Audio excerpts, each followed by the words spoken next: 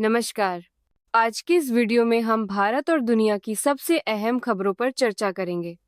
इसमें अंतर्राष्ट्रीय संबंध, राष्ट्रीय मुद्दे, राज्य स्तरीय घटनाएं, सामाजिक समस्याएं, कानूनी मामले, पर्यावरण, विज्ञान और खेल जगत की ताजा जानकारी शामिल है। हर खबर को विस्तार से समझेंगे ताकि आपको मिले पूरी जानकारी बिना किसी भटकाव के। चलिए शुरुआत करते हैं अंतर्राष्ट्रीय संबंधों से, जहां भारत अमेरिका के बीच व्यापारिक तनाव, रूस से तेल आयात और क्वाड समिट जैसे मुद्दे चर्चा में हैं।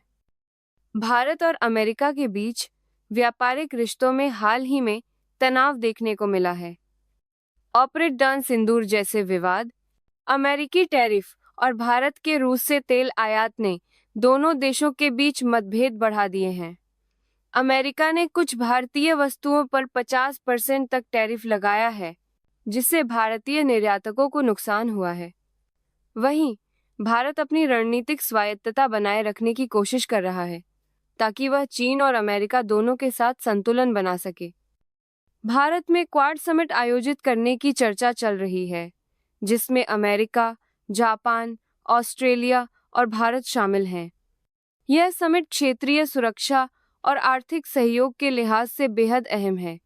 हालांकि रूस से तेल आयात और व्यापारिक मतभेदों के चलते इसकी तारीख तय करने में दिक्कतें आ रही हैं। भारत की कोशिश है कि वह अमेरिका के साथ अपने रिश्ते मजबूत करे, लेकिन अपनी स्वतंत्र विदेश नीति भी बनाए रखे। संयुक्त राष्ट्र महासभा उंगा की बैठक 23-29 सितंबर 2025 को होगी। इस बार प्रधानमंत्री मोदी जनरल डिबेट में हिस्सा नहीं लेंगे, बल्कि विदेश मंत्री एस जयशंकर भारत का प्रतिनिधित्व करेंगे। जयशंकर 27 सितंबर को महासभा को संबोधित करेंगे। इस बार का थीम है बेहतर साथ। 80 साल और आगे शांति, विकास और मानवाधिकारों के लिए भारत की विदेश नीति, वैश्विक शांति और विकास पर इसका असर देखने को मिलेगा। रूस यूक्रेन युद्ध पर भारत का रुख संतुलित रहा है। भारत ने हमेशा शांतिपूर्ण समाधान की वकालत की है। प्रधानमंत्री मोदी और फ्रांस के राष्ट्रपति मैक्रों के बीच इस मुद्दे पर चर्चा भी हुई। भारत ने रूस से तेल आयात जारी रखा, लेकिन पश्चिमी देशों के साथ भी संवाद बनाए रखा। यह भारत की रणनीतिक स्वायत्तता और वैश्विक मंच पर उसकी भूमिका को दर्शाता है।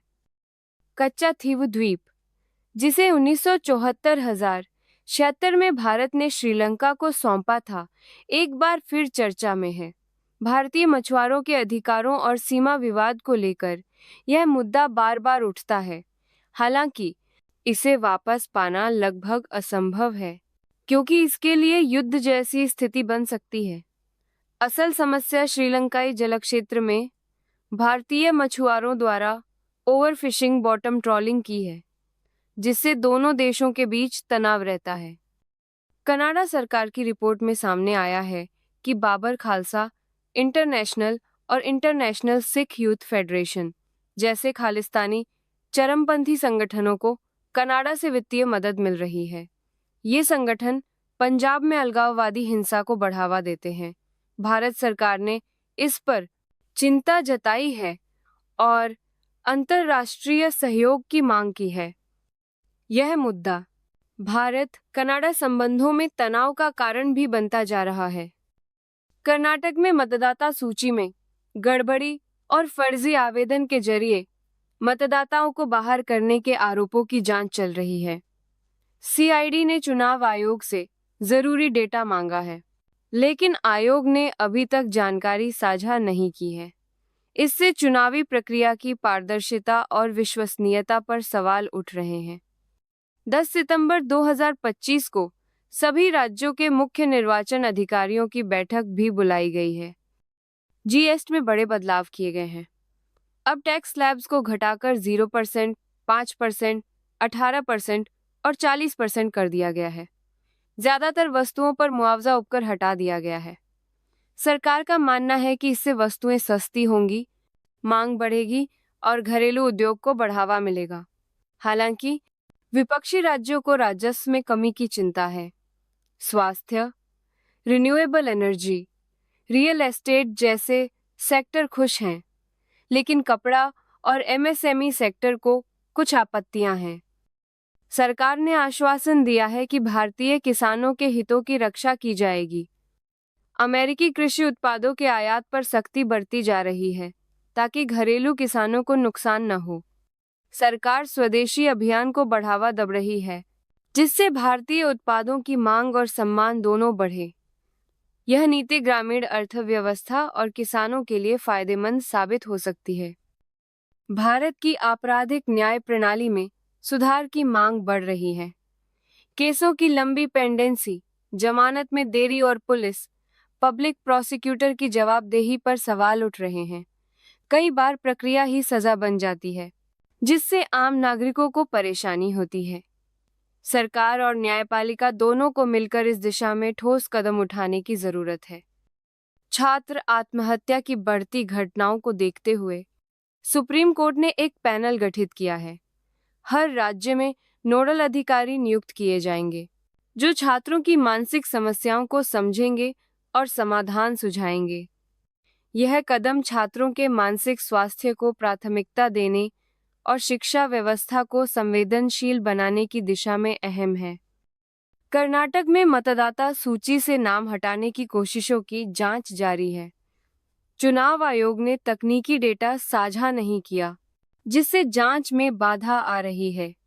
इससे लोकतांत्रिक प्रक्रिया की पारदर्शिता पर सवाल उठ रहे हैं। सरकार और आयोग को मिलकर पारदर्शिता और निष्पक्षता सुनिश्चित करनी चाहिए।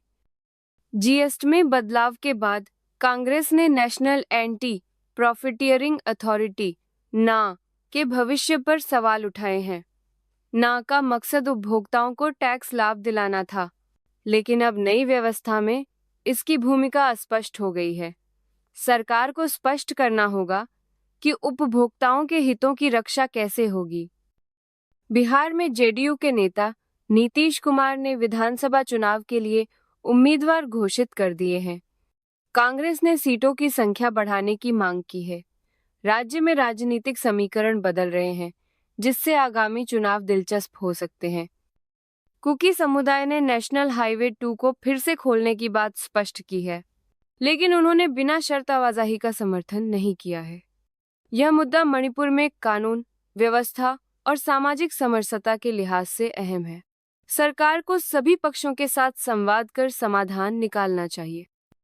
कोविन पोर्टल में तकनीकी खराबी के कारण लोगों को कोविड-19 वैक्सीनेशन सर्टिफिकेट डाउनलोड करने में परेशानी हुई। इससे यात्रा, नौकरी और अन्य जरूरी कामों में बाधा आई। सरकार को डिजिटल सेवाओं की विश्वसनीयता बढ़ाने पर ध्यान देना चाहिए। कोलकाता में पुलिस ने अवैध हथियारों के रैकेट का भंडाफोड़ किया है। कई गन शॉप मालिकों को गिरफ्तार किया गया है, जिन पर गैरकानूनी हथियारों की बिक्री का आरोप है। यह कार्रवाई शहर में कानून व्यवस्था बनाए रखने के लिए जरूरी थी। भारत ने नेशनल ग्रीन हाइड्रोजन मिशन के तहत हाइड्रोजन से चलने वाली ट्रेन परियोजना शुरू की है। यह पहल स्वच्छ ऊर्जा और पर्यावरण संरक्षण की दिशा में बड़ा कदम है। इससे न केवल प्रदूषण कम होगा, बल्कि ऊर्जा क्षेत्र में आत्मनिर्भरता भी बढ़ेगी। आर्टिफिशियल इंटेलिजेंस (एआई) के लिए साफ, सुथरे और एकीकृत डेटा की जरूरत है। भारत में डेटा साइलो और पुराने सिस्टम के कारण एआई के विकास में बाधा आती है। सरकार और कंपनियों को डेटा मैनेजमेंट पर ध्यान देना होगा, ताकि एआई का सही इस्तेमाल हो सके। सेबी डेरिवेटिव मार्केट्स के नियमों की समीक्षा कर रहा है। खासकर जेन स्ट्रीट घटना के बाद संभावना है कि खुदरा निवेशकों की पहुंच सीमित की जा सकती है, ताकि जोखिम कम हो। यह कदम निवेशकों की सुरक्षा के लिए जरूरी है। भारतीय शेयर बाजार में विदेशी पोर्टफोलियो निवेशकों (एफपीआईज) की बिकवाली जारी है। इससे बाजार में अस्थिरता बढ़ी है। सरकार और कंपनियों को निवेशकों का भरोसा बनाए रखने के लिए ठोस कदम उठाने होंगे। मुंबई पुलिस ने तेलंगाना में मेफेड्रोन बनाने वाली फैक्ट्री का भंडाफोड़ किया है। 9 करोड़ रुपए की ड्रग्स और केमिकल्स जब्त किए गए हैं। 12 लोगों को गिरफ्तार किया गया है। यह कार्रवाई ड्रग माफिया के खिलाफ पुलिस की सख्ती को दर्शाती है।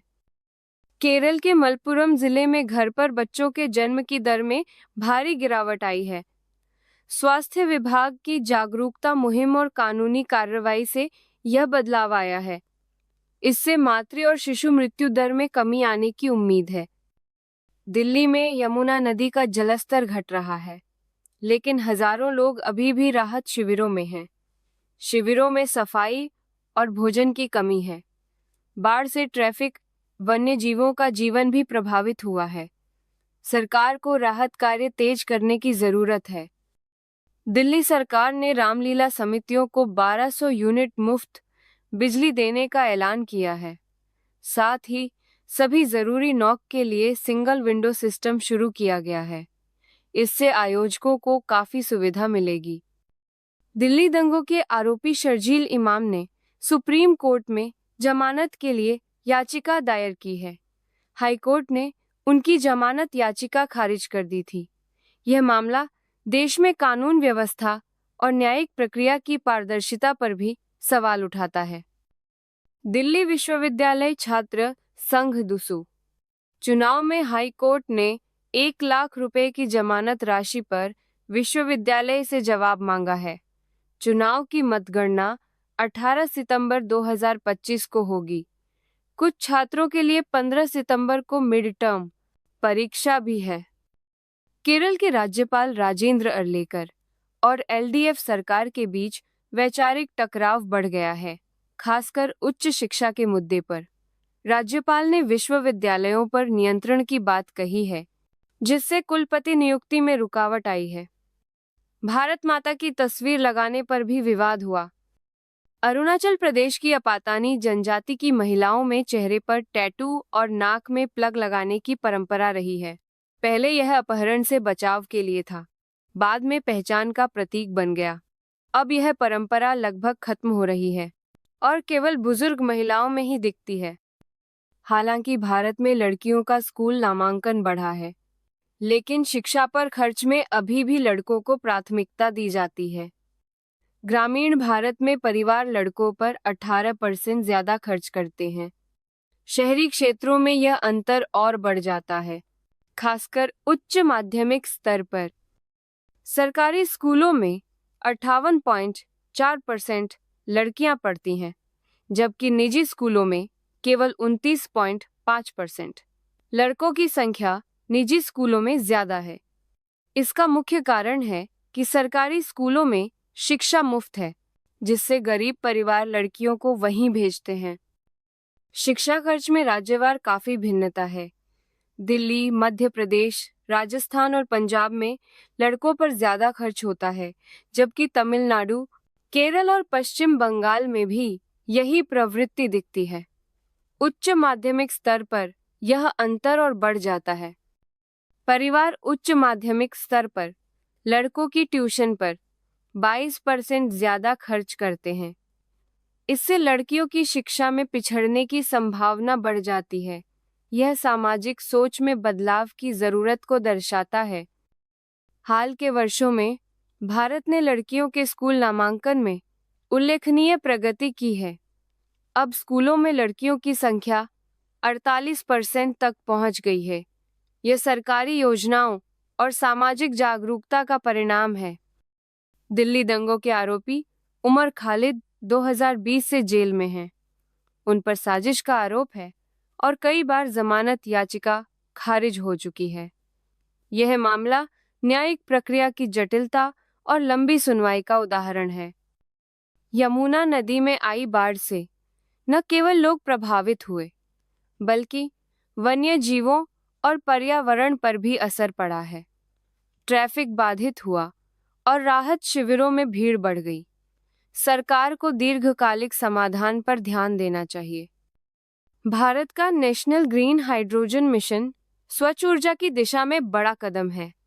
इससे न केवल प्रदूषण कम होगा, बल्कि ऊर्जा क्षेत्र में आत्मनिर्भरता भी बढ़ेगी। यह मिशन भारत को वैश्विक ऊर्जा बाजार में प्रतिस्पर्धी बनाएगा। वैज्ञानिकों ने पाया है कि कृंतकों, चूहे आदि की विविधता में उनके नाखूनों की भूमिका अहम रही है। यह खोज हमें जैव विविधता और विकास के नए पहलुओं को समझने में मदद करती है। वैज्ञानिकों ने पाया है कि उत्तरी अमेरिका की जलवायु घटनाएं भारतीय मानसून पर असर डालती हैं। इससे भारत में बारिश के पैटर्न में बदलाव आ सकता है। यह जानकारी कृषि और जल प्रबंधन के लिए अहम है। तुर्की में आए भूकंप का असर 1000 किलोमीटर दूर तक महसूस किया गया। इससे पता चलता है कि प्राकृतिक आपदाओं का प्रभाव सीमाओं से परे होता है। भारत को भी आपदा प्रबंधन में सतर्क रहना चाहिए। ब्लड मून यानी रक्त चंद्र तब बनता है जब पृथ्वी की छाया चंद्रमा पर पड़ती है और वह लाल दिखता है। यह खगोलीय घटना विज्ञान और खगोल प्रेमियों के लिए खास होती है। वैज्ञानिकों ने बताया है कि पृथ्वी पर जीवन की शुरुआत में आरएनए और अमीनो एसिड के बीच किस तरह संबंध बना। यह खोज जीवन की उत्पत्ति को समझने में मदद करती है। भारत ने हॉकी एशिया कप में चीन को 7000 से हराकर फाइनल में जगह बनाई है। अब भारत का मुकाबला कोरिया से होगा। यह जीत भारतीय हॉकी के लिए गर्व का क्षण है। अस ओपन टेनिस के फाइनल में अल्काराज और सिनर आमने सामने हैं। इसके अलावा दलीप ट्रॉफी, बुची बाबू टूर्नामेंट, वर्ल्ड बॉक्सिंग चैंपियनशिप और प्रो कबड्डी लीग में भी भारतीय खिलाड़ी शानदार प्रदर्शन कर रहे हैं।